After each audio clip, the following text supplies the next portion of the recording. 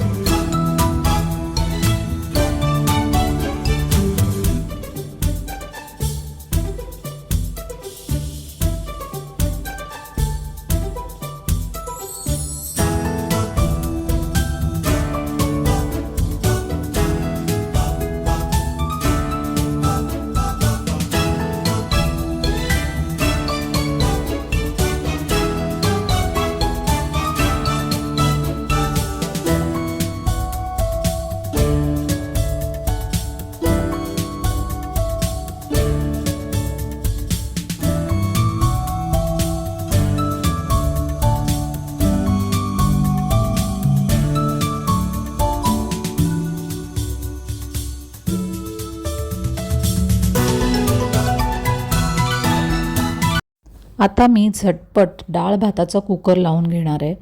तर कधी कधी मी घाई असली की सरळ डाळ भाताचा कुकर लावते. मला माहिती आहे कुकरमध्ये भात लावलेला तितका चांगला नसतो, पण कधी कधी गडबड होते, व्हिडिओ एडिट करायचे असतात, शिवाय घरातली इतर कामंही असतात आणि ती कामं करता करता कधी किती वाजले हे कळतही नाही आणि जेवायची वेळ होते.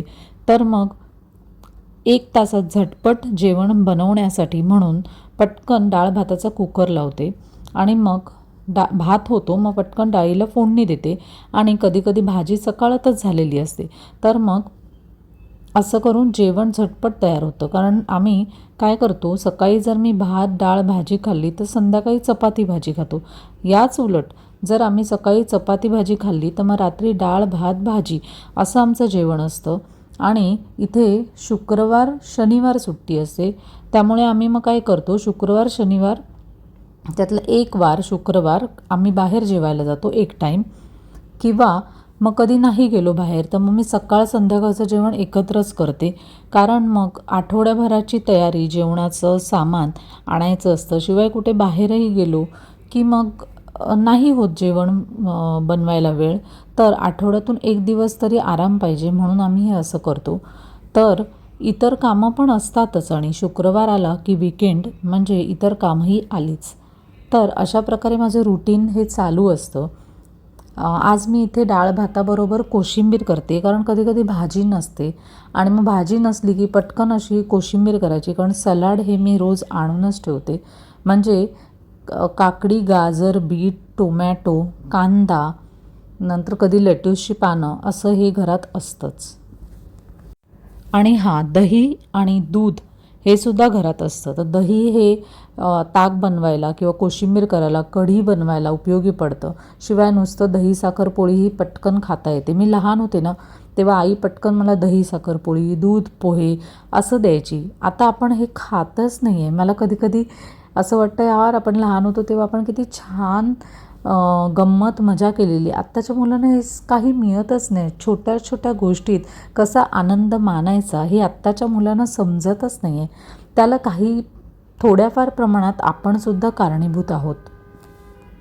असो, आधी मी ठरवलेलं फक्त कोशिंबीरच करायची, पण नंतर वाटलं अरे घरात सुरणसुद्धा उरलेलं आहे, मी नीट बघितलं नव्हतं आणि भाजीसुद्धा होती. तर मग म्हटलं चला भात डाळ कोशिंबीर आणि सुरणाचे काप असा फक्कड मेनू बनवूया आणि मस्तपैकी जेवणावर ताव मारूया.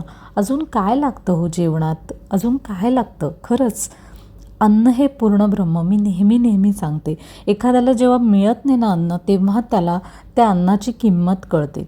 असो, सुख म्हणजे नक्की काय असतं, सांगा सांगा काय असतं. तुम्हाला माहिती आहे का, छोट्या छोट्या गोष्टीत आनंद कसा मानायचा हे आमच्या पिढीला माहिती आहे. आणि ती आमच्या आईवडिलांची शिकवण. त्यामुळे कधीही हे आयुष्य असं आहे ना की सुख आणि दुःख हे आयुष्यात आहेच, पण सुखात जास्ती डगमगायचं नाही आणि आनंदात जास्ती हुरळून जायचं नाही. हे आईवडिलांची शिकवण तर आहेच, शिवाय माझ्या गुरूंची सुद्धा शिकवण आहे. आणि कसं होतं ना, तेव्हा आम्ही जास्ती आईवडिलांना उलटे प्रश्न नाही विचारायचो, हे असं का आणि तसं का. ठीक आहे, जिज्ञासू वृत्तीने हल्लीची मुलं प्रश्न विचारतात, पण प्रश्न विचारल्यावर त्याप्रमाणे वागत नाहीत, हेच दुःखद आहे. पण असो, प्रत्येक पिढी ही समाजाला काहीतरी नवीन देते आणि आत्ताची सुद्धा ही पिढी आहे ना, ती समाजाला नक्कीच काहीतरी चांगलं देईल. आता तर AI चं जग आहे, तर या AI च्या जगात ही पिढीसुद्धा काहीतरी सुंदर छान आपल्या समाजाला देईलच, अशी मी आशा करते. आणि हा व्लॉग इथेच थांबवते. बाय.